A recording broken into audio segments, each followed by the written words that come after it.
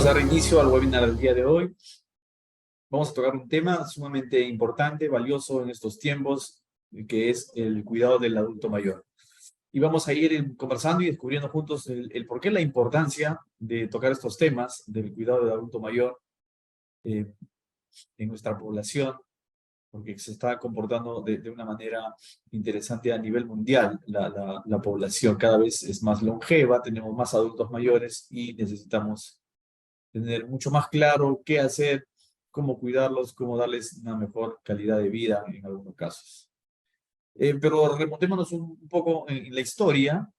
Sabemos que hasta el siglo XX las enfermedades infectocontagiosas en realidad eran las más importantes porque causaban una gran mortalidad, gran morbilidad, es decir, se enfermaba mucha gente, se moría muy rápido la gente, se moría muy joven porque no había herramientas dentro del campo médico para poder afrontarlas adecuadamente y la expectativa de vida, curiosamente, no pasaba los 45, 50 años y eso era lo normal en aquellas épocas.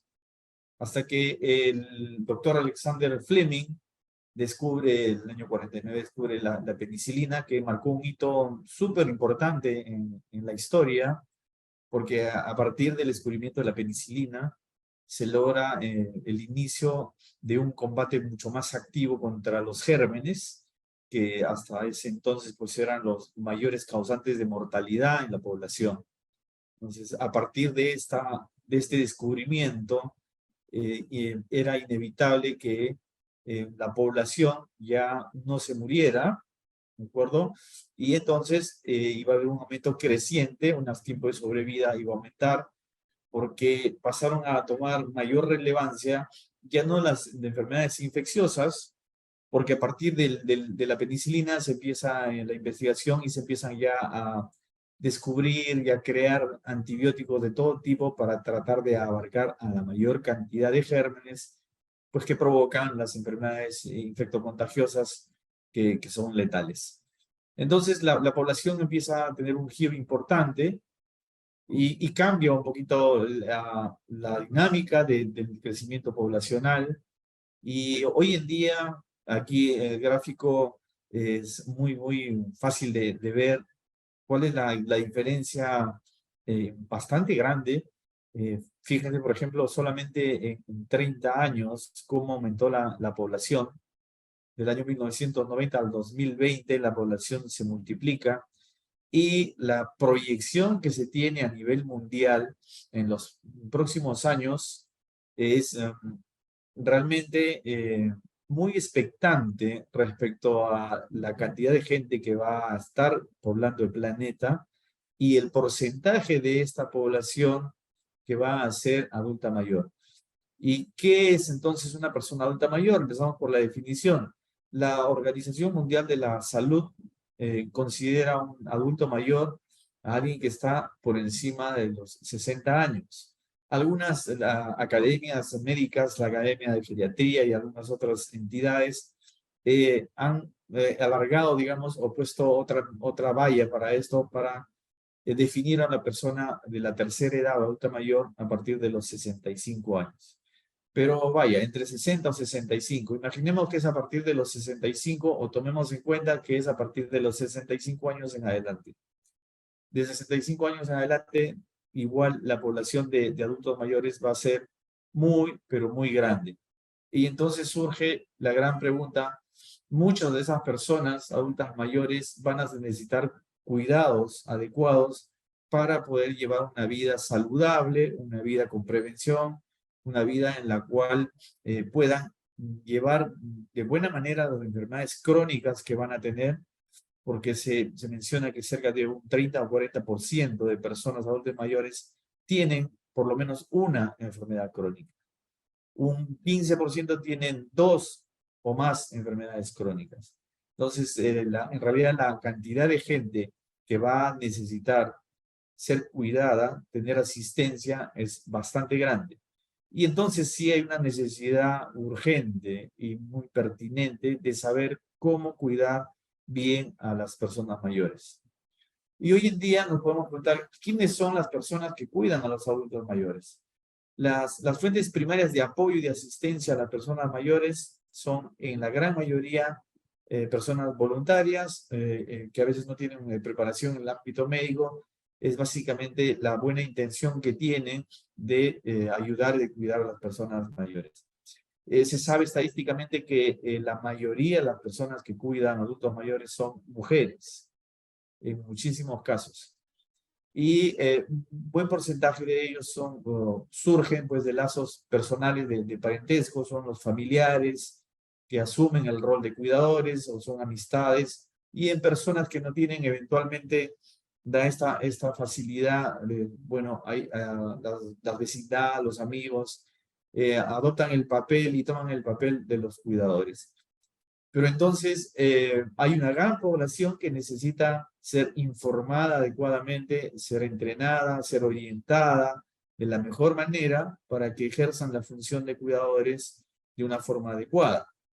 Y la idea de este webinar es dar algunos conceptos para tenerlo como una idea clave en qué hacer con las personas mayores, cómo las cuidamos.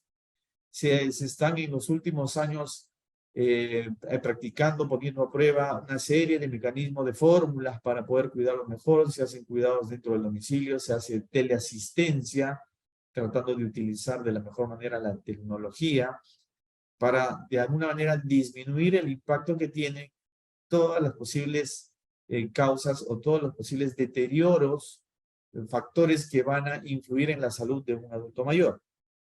Y entonces vamos a repasar de manera concisa, pero puntual, qué es lo que sucede con los adultos mayores y por qué es importante la implementación de los programas de cuidado, de los programas de prevención, porque fundamentalmente va a evitar todo lo que se pueda provocar a consecuencias de las caídas, por ejemplo, que son en porcentaje el factor número 1 de complicación en un adulto mayor. A consecuencia de una caída, como sabrán, bueno, vienen las fracturas de cadera, fracturas de la mano, etcétera, que inmovilizan a un adulto mayor, que a raíz de la inmovilización adquieren otras enfermedades, y esto pues adquiere un problema dentro del sistema sanitario, genera muchísimo alto costo, genera también una insuficiente prestación de servicios. Entonces, la idea en el mundo actual es ver qué hacemos para prevenir, para que esto no suceda. ¿Y es posible prevenir, por ejemplo, las caídas? Por supuesto que sí. De múltiples maneras, es decir, identificar factores de riesgo para que no sucedan las caídas, no solamente desde la perspectiva de mantener un adulto mayor saludable en la parte mecánica, en la parte musculoesquelética, sino adaptar también el entorno donde se desenvuelve para que pueda, digamos, transportarse adecuadamente y tener mayor facilidad. Entendiendo desde luego que hay pacientes que a esta edad, estamos hablando que deben tener enfermedades crónicas, que pueden tener algún grado de discapacidad, que necesitan tener realmente soporte, algunos más que otros, pero es importante tener el concepto porque lo podemos adaptar en cada circunstancia de la mejor manera. Veamos un poquito el tema de las caídas, como les comentaba. Cada año se calcula que entre el 28 al 35% de personas mayores de 65 años sufren una caída. Estamos hablando de que 3 a 4 de 10 personas, 4 de 10 personas mayores de 65 años sufre una caída en un momento en el año, a partir de los 65 años. Y si hablamos de que son a partir de los 70 años para adelante, la proporción sube hasta el 42%. O sea, no es poco en realidad este fenómeno de que sufran caídas, y no son situaciones, digamos, que puedan no haber sido previsibles, porque muchas de las caídas se dan generalmente en el domicilio, no son caídas que se dan en la calle o digamos, o cuando están haciendo alguna actividad. La gran mayoría son caídas que se dan en el domicilio. Una proporción grande de estas se da generalmente en los baños de los domicilios donde los pacientes se hacen el aseo, y si no tienen las medidas adecuadas, sufren ahí problemas de caídas y las consecuencias que todos conocemos, sabemos, y que son propias de deducir cuando un adulto mayor si cae, ¿no es cierto? Entonces, la más terrible de todas las consecuencias de una caída, evidentemente, es una fractura de cadera. Y cuando hay una fractura de cadera a causa de una caída, el 20% de las personas mayores fallece a consecuencia de la fractura de cadera. Y no es que la fractura de cadera sea una patología mortal. Lo que sucede es que es una patología que va a traer consigo la postración del paciente. La postración trae consigo enfermedades infecciosas como la aparición de úlceras de presión, las escaras. La falta de movimiento hace que pueda congestionarse el pulmón, vienen las neumonías, etcétera, etcétera. Y entonces eso finalmente desencadena en la muerte del paciente, y es lo que deberíamos evitar. El otro componente importante que aparece a medida transcurren los años son el tema de las demencias. Y un cálculo para tener una idea de cuánto es la población que puede estar en riesgo de tener algún grado de demencia es esto. Por ejemplo, si un médico tiene a su cargo 1000 pacientes mayores de 60 años, tiene que tener en consideración que de esos 1000, 420 ya son personas que se quejan de olvidos, que reportan en las consultas que se olvidan de las cosas. 230 pacientes ya tienen cierto grado de deterioro cognitivo. Y 120 pacientes de esos 1000 ya tienen algún tipo de demencia. Y es importante aquí un concepto claro y clave, que no existe solo un tipo de demencia, como se puede creer, que todos escuchamos de la demencia del Alzheimer. De estos 120 demencias que hablamos en este ejercicio que hacemos de las 1000 personas, ¿no es cierto? Estamos hablando más o menos de un 12%. Fíjense, ese 12%, la mitad, efectivamente, es una demencia de Alzheimer. Pero de la otra mitad se dividen en demencias que pueden ser demencias vasculares, que se refieren a que hay demencias por el impacto de infartos cerebrales muy pequeños que a veces no dan signología clínica y que aparecen como consecuencia de hipertensión arterial mal controlada, de diabetes mal controlada, de dislipidemia que puede producir arteriosclerosis y una atrofia y un deterioro de los pequeños vasos sanguíneos a nivel cerebral y que generan infartos microscópicos, pero que finalmente con el tiempo esto se traduce clínicamente en una demencia. Esas son las demencias vasculares. Cuando hablamos de demencias mixtas, son las demencias que tienen un componente vascular y que tienen un componente degenerativo de la mielina, degenerativo de las áreas cerebrales donde las neuronas pueden ir disminuyendo en cantidad por múltiples factores. Y un grupo un poco más pequeño son otras demencias que tienen algún componente genético y algunas propias derivadas de algunas enfermedades metabólicas que impactan a nivel cerebral y producen la demencia. Pero el concepto es que es 12 de cada 100 personas mayores de 60 años, de 65 años, ya tienen algún problema de demencia.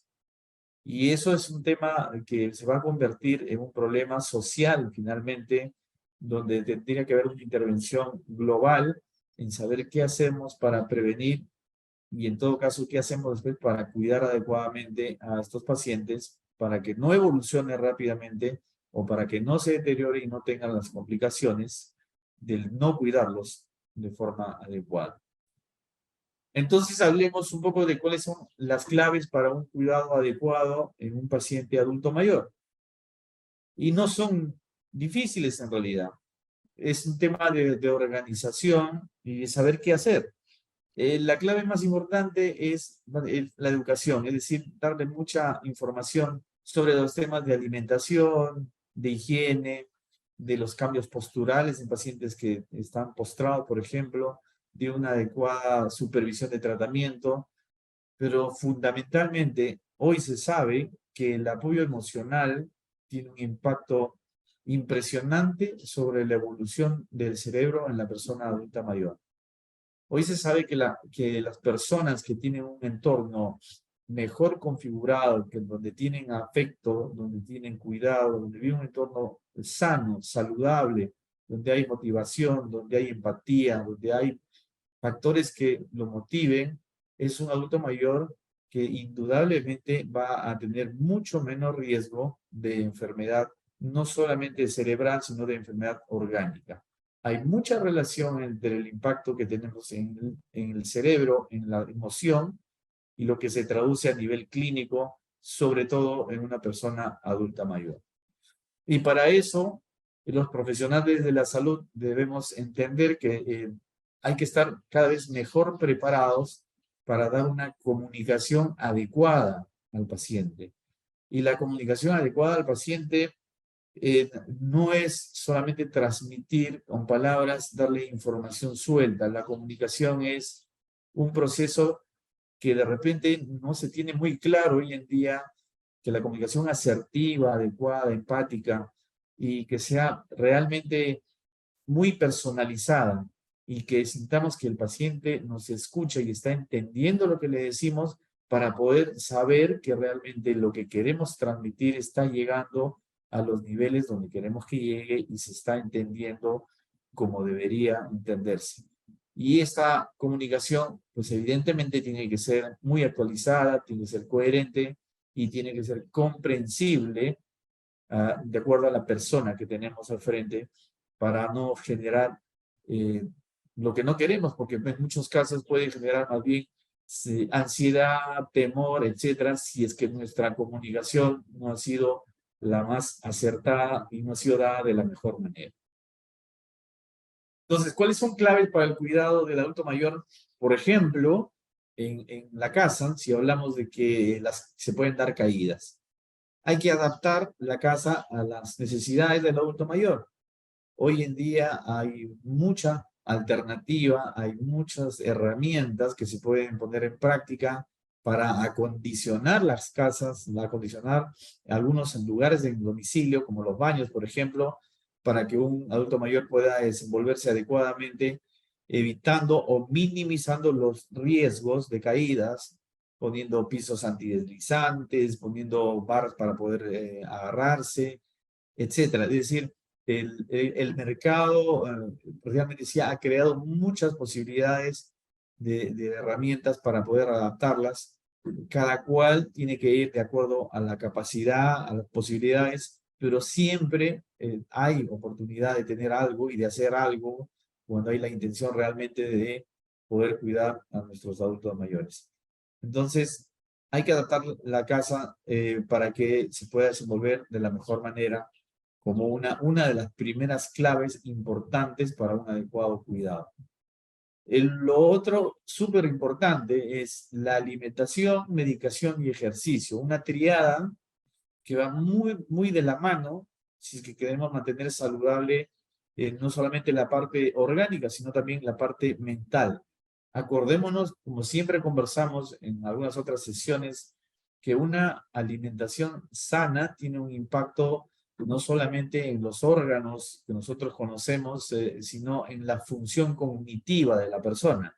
Es decir, la alimentación va a tener una repercusión directa sobre el grado de alerta, sobre la capacidad de pensamiento, de creatividad, de memoria, etcétera, que pueda tener un adulto mayor.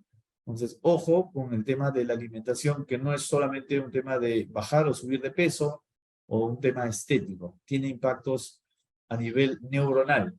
Es algo que se está cada vez investigando más y que nos da más luces y nos afianza más para recomendar y todos seguir el consejo de que una dieta saludable, equilibrada, es lo mejor que podemos hacer por una persona adulta mayor.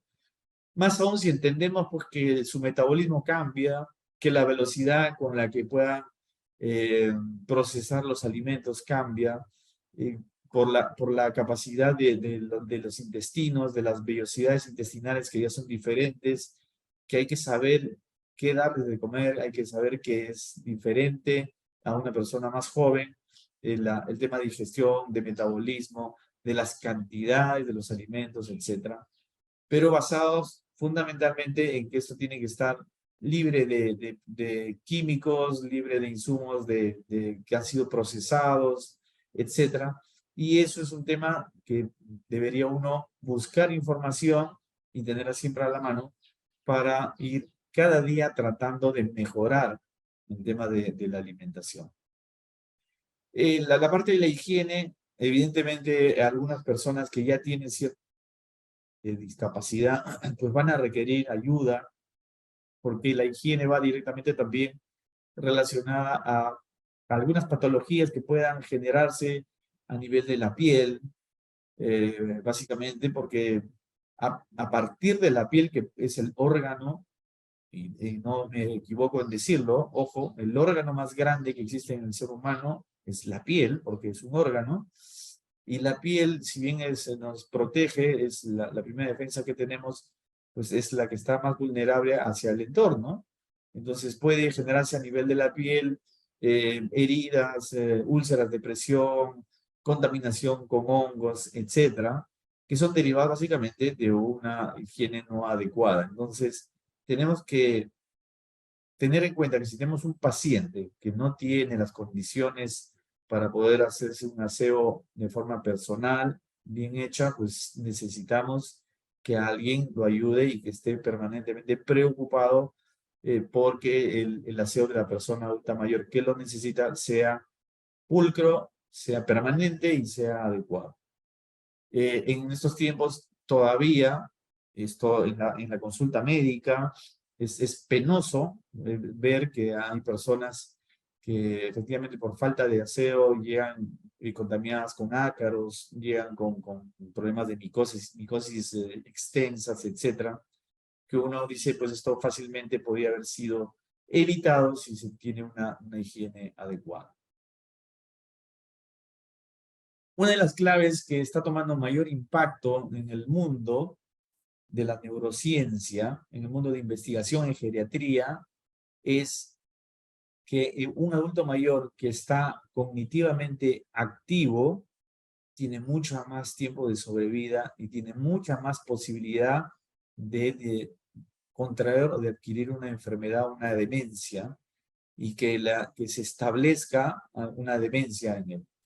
Entonces, es clave, fundamental, es que el paciente adulto mayor se mantenga cognitivamente activo. ¿Y cómo se logra esto? Pues buscando actividades que le resulten estimulantes, que sean atractivas para cada uno, de acuerdo evidentemente a sus gustos, a las tendencias, a las habilidades que cada uno tenga, practicar sus hobbies, leer libros, hacer juegos, es decir, motivar y hacer entrenar el tema de la memoria, de la rapidez mental, de las respuestas rápidas, de las preguntas capciosas, etcétera.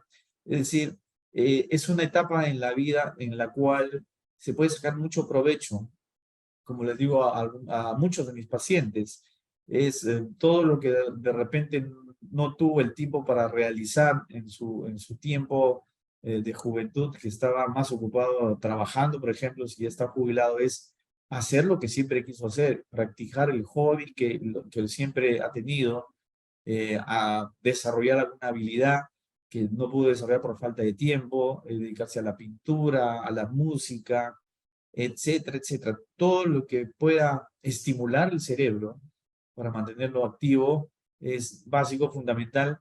Y hoy en día se sabe, porque se han hecho estudios con imágenes cerebrales, que los adultos mayores a los cuales se les estimula, hay hasta los 85 años, se sabe que incluso pueden generarse nuevas neuronas cuando hay una estimulación eh, que llega a lo profundo del cerebro, en el sentido que la gente lo vive de manera intensa, donde genera emociones grandes, donde queda motivación grande, se generan nuevas neuronas. Esto es algo increíble hasta hace 10, 15 años. Hoy en día se ha descubierto, se sabe eso, y entonces se está promoviendo mucho de que la persona, independientemente de la edad, pero más aún una persona adulta mayor, tiene que mantener activo su cerebro porque se comporta como un músculo. Cuanto más lo ejercito, pues más se desarrolla. Y si no lo uso, pues igual se atrofia. Ese es el concepto que debería quedarnos.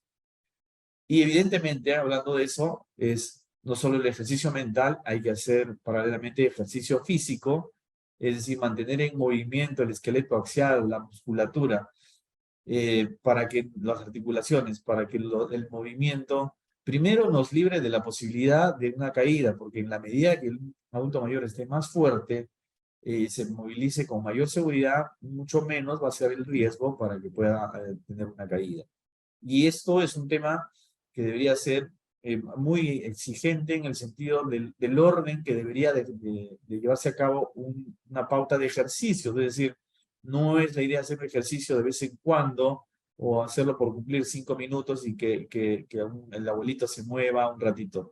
Debe ser unos planes de ejercicio bien establecidos de 20 a 30 minutos al día para mantener activo todas las partes del cuerpo que son importantísimas para mantenerlo activo físicamente y mentalmente.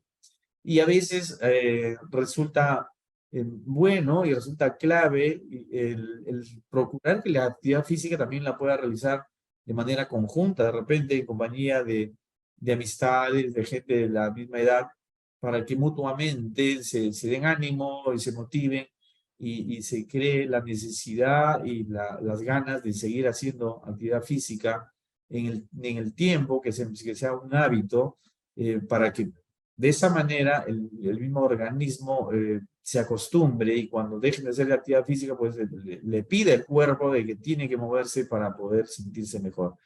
Entonces, la rutina que se pueda crear, el hábito que se pueda generar son fundamentales en el mantenimiento de una actividad física para estar muy activos. El otro campo sumamente vital y absolutamente necesario es el tema de ver la medicación desde la perspectiva, primero, que tiene que ser una medicación supervisada por un profesional de la salud y adecuadamente prescrita.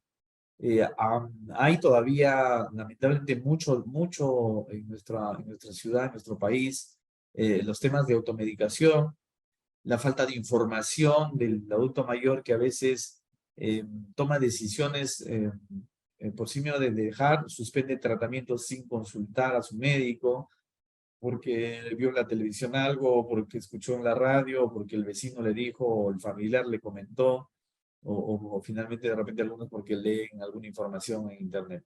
Y esto a veces tiene consecuencias fatales.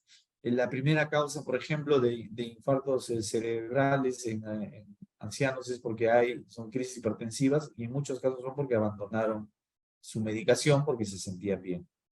¿Y esto por qué? Porque no hubo la persona adecuada o alguien o el médico que lo supervise permanentemente, que le explique que un tratamiento para la hipertensión, por ejemplo, no puede ser suspendido de ninguna manera por voluntad propia. Esto siempre tiene que estar indicado por un médico. En general, las enfermedades crónicas y toda medicación que reciba un adulto mayor siempre tiene que estar supervisado por un personal de salud.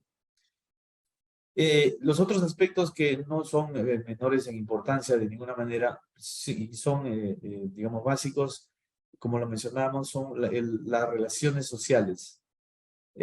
Se habla mucho cuando se hace estudios de poblaciones muy longevas, donde las claves para que la gente viva mucho son básicamente la buena alimentación, el cuidado, el ejercicio y las buenas relaciones sociales.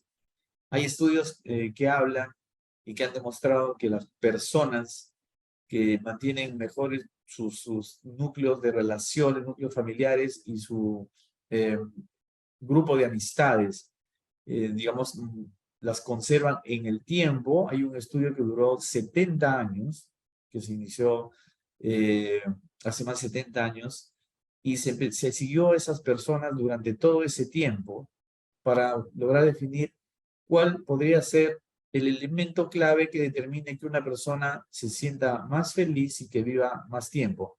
Evidentemente, en el transcurso del estudio que duró 70 años, muchas personas fallecieron, incluido el investigador principal, pero quedaron todos los demás miembros de la investigación y la conclusión fue absolutamente sorprendente, pero que hoy en día cobra importancia y cobra una razón, digamos, entendible. Las personas que se sentían más felices y que vivían más eran las que tenían mejores relaciones con sus amistades, las que te mantenían mejor sus relaciones sociales. Entonces, ¿qué nos queda por recomendar? Es que lo peor que podemos hacer con un adulto mayor es aislar, es tenerlo guardado en casa, es no sacarlo, es no alentarlo a que se comunique con amigos, con familiares, etcétera, a que haga vida social. Esa es una forma importantísima de cuidar. ¿De acuerdo? Entonces, la idea en general es darle mejor calidad de vida. Está aumentando el tiempo de sobrevida y ese tiempo de sobrevida tiene que ser, evidentemente, con mayor calidad. Y podríamos decir por qué entonces es importante cuidar a una persona adulta mayor. Porque no solamente esto debe ser un tema vocacional, yo creo que es casi una obligación de la sociedad, de las familias, el de adoptar el papel de cuidadores, pero de cuidadores que se entrenen bien, que lean, que se comuniquen, que busquen información adecuada, para que sepan dónde están las claves en cuidado adecuado de una persona mayor. Pero además, el tema de cuidar adecuadamente a un adulto mayor es darle la oportunidad de que sigan disfrutando de la vida, que sigan siendo felices, que sigan eh, sintiendo lo valioso de estar sanos. Y si no están sanos, es aprovechar al máximo las cosas buenas que puede darle el entorno. Y entonces tenemos que crearle el mejor entorno posible. Y ahí pues nace una serie de que hay que ser muy creativos, que es de acuerdo a cada persona, a cada entorno, a cada situación familiar, social, de ver cómo le podemos dar la mejor calidad de vida para que la persona adulta mayor se pueda sentir contenta, pueda estar feliz. Entonces, ¿cuál es el consejo que puedo dar finalmente a la familia para cuidar a un adulto mayor? Definitivamente es cuidado estricto. Y al decir cuidado estricto, estoy tratando de englobar todo lo que hemos conversado.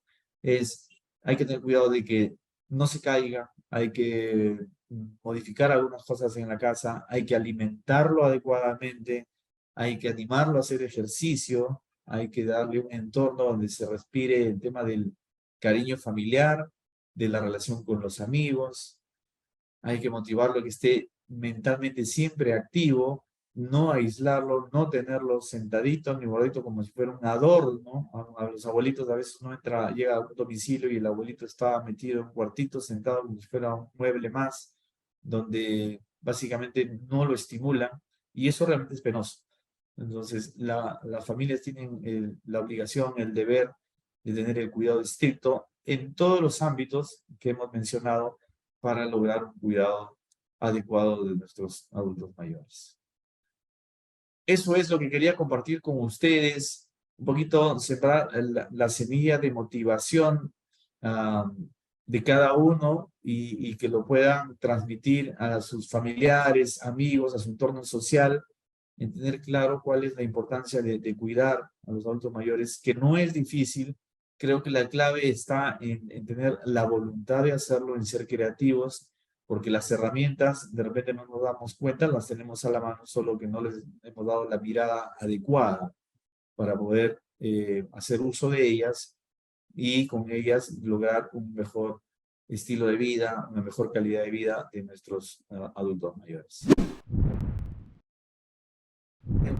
Esto más que una pregunta, darles una respuesta, es invitarlos a una reflexión que creo que es válida. Aquí lo que sucede es que hay una falta de información, por ejemplo, clave en el caso de quien hace la pregunta. Normalmente cuando hay un ACV hay todo un trasfondo, es decir, de un análisis clínico del ACV isquémico. Si ha habido un área del cerebro que se ha muerto porque dejó de llegar sangre a esa área, eso se llama una isquemia cerebral, ¿no es cierto? Un ACV isquémico. Tenemos que saber qué área es la que ha sido afectada. Y evidentemente va a depender mucho del área afectada para ver la traducción clínica que tiene. Si yo tengo una persona que tiene una isquemia cerebral en el lóbulo derecho, evidentemente voy a tener una persona en la cual pierde su capacidad de creatividad, su capacidad de memoria, su capacidad de imaginación, etcétera. Si tiene un ACV isquémico en el lado lóbulo izquierdo, es una persona que pierde la capacidad de comunicarse, lo que llamamos tiene afasia de expresión, etcétera.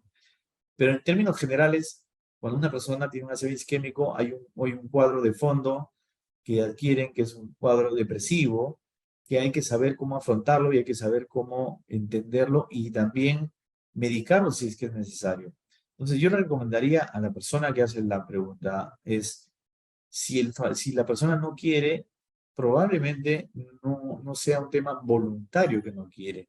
Está con un tema de lo que llamamos una falta de voluntad, que en psiquiatría se llama anedonia, es decir, es una persona que ha perdido la voluntad de hacer las cosas y eso puede ser consecuencia misma como una secuela del problema que ha tenido y hay fórmulas, hay medicamentos, hay las veces cómo tratarlo. Es decir, no hay que darse por vencido ni decir, bueno, como no quiere hacer nada, no hacemos nada. Porque simplemente lo estamos condenando a que sus últimos días no los viva de la mejor manera y siempre hay posibilidad de hacer algo más por nuestro paciente. Y aquí yo diría con todo lo contrario. Lo que debemos ver es que si un adulto mayor eh, tiene intención y tiene ganas de realizar las tareas, es porque se siente bien y eso hay que tomarlo como una pieza clave, como un ancla para saber en qué medida le podemos dar las facilidades para que pueda desarrollar y haga lo que pueda y lo que quiera hacer. Repito, lo peor que podemos hacer con un adulto mayor es decirle no hagas nada. Es decirle, como ya estás, no puedes, no te vayas a caer, no te vaya a pasar algo, mejor no te muevas, siéntate, échate, no te muevas, ahí quédate, no hagas nada. Entendiendo, de alguna manera, dentro de la falta de información que pueden tener las personas, que eso es lo mejor que podemos hacer por ellos, es decir, la expresión de cariño por los abuelitos, es decir, no hagas nada. Estamos haciendo todo lo contrario, estamos haciendo muy mal con eso. Cuanto más activo, cuanto más productivo se pueda sentir una persona adulta mayor, pues es mucho mejor. La idea es lograr un equilibrio entre qué cosas es posible que pueda hacer en el tema de la casa. Efectivamente, si quiere hacer los quehaceres domésticos, hay algunas cosas que evidentemente sí las puede hacer y hay otras que no las podrá hacer porque no, físicamente de repente no puede hacerlas, pero de ninguna manera el hacer algo le va a causar daño. Yo creo que hay que buscar el equilibrio de ver qué herramientas le damos y cómo acondicionamos para que la persona haga algo, para que se mantenga y se sienta productiva, porque es lo mejor que podemos hacer por el adulto mayor, que se sienta que todavía es útil. Cuando a una persona la podamos a no hacer nada, estamos impactando directamente a nivel cerebral y le estamos diciendo tú eres inútil, ya no sirves para nada. Y es la mejor o la peor manera de tratarlo y lo estamos llevando realmente a un tema de una depresión de repente, o que simplemente ya no tenga las ganas de seguir con nosotros, no encuentra ningún propósito, ninguna motivación, si lo hacemos sentir inútil. Pues bueno, aquí hay que ver si el adulto mayor, el preguntarse por qué no las acepta. Si es un paciente que tiene de repente un grado de demencia, donde no comprende ya el tema de la importancia de la medicación, ya no podemos, digamos, gastar un poco el tema de explicarles porque no nos van a entender si es que estamos hablando de un paciente que tiene demencia y lo que hay que hacer es tratar de darle la medicina de alguna manera camuflada como el alimento, el jugo, etc. Si es un paciente que no tiene demencia, pero que no quiere aceptar la medicina, es sin duda, sin miedo a equivocarme, simplemente falta de información y falta de comunicación persuasiva, adecuada, para explicarle la importancia de la medicina, el por qué la debe tomar y qué le puede causar si es que no la toma. No existe ninguna persona que realmente esté consciente a la cual se le explique de forma adecuada, con paciencia, con evidencia, de decirle cuál es la importancia de seguir un tratamiento y qué le puede producir si es que no lo toma, que se niegue a tomar. Si hay una negativa rotunda a cualquier tipo de explicación, entonces exploremos que de repente la persona ya no está siendo muy consciente y ya tiene cierto grado de deterioro cognitivo y hay que enfocarlo de otra manera. Ok, si la persona tiene más de 84 años, aquí es súper importante saber el diagnóstico. El tema de olvidos frecuentes, si ya son olvidos muy frecuentes, amerita tener una evaluación de un test que evalúe realmente en qué grado de deterioro cognitivo estamos, si es una demencia y qué tipo de demencia. De repente hay que hacer una investigación un poquito más exhaustiva, hay que hacerle una neuroimagen de repente para ver qué tipo de demencia puede estar teniendo, o de repente tiene una enfermedad metabólica que está afectando su tema de memoria, etcétera. La clave aquí, si son temas de olvidos frecuentes, si es prender las alertas para llegar a un diagnóstico adecuado y a partir del diagnóstico adecuado empezar a ejecutar todo lo que nos puede ayudar a que no se deteriore más. Si bien hace los ejercicios, como mencionas, los ejercicios de dibujo, de escritura, etcétera, están muy bien, hay que seguir haciéndolos acompañados de ejercicios, si es que es posible, movilizarse, aunque sea caminata simple, pero el ejercicio es importante. Hay una buena alimentación, que tiene que haber también súper importante. Pero la clave está, creería, en que tenga un diagnóstico por un profesional que le diga exactamente de en qué estado de demencia está, o si es una demencia o no es una demencia, si, qué tipo es de demencia, para poder actuar farmacológicamente también, para poder enlentecer, si es que es una demencia de Alzheimer que está indicando, o darle otros medicamentos para que, si son otro tipo de demencias, pues no se manifiesten de manera muy brusca.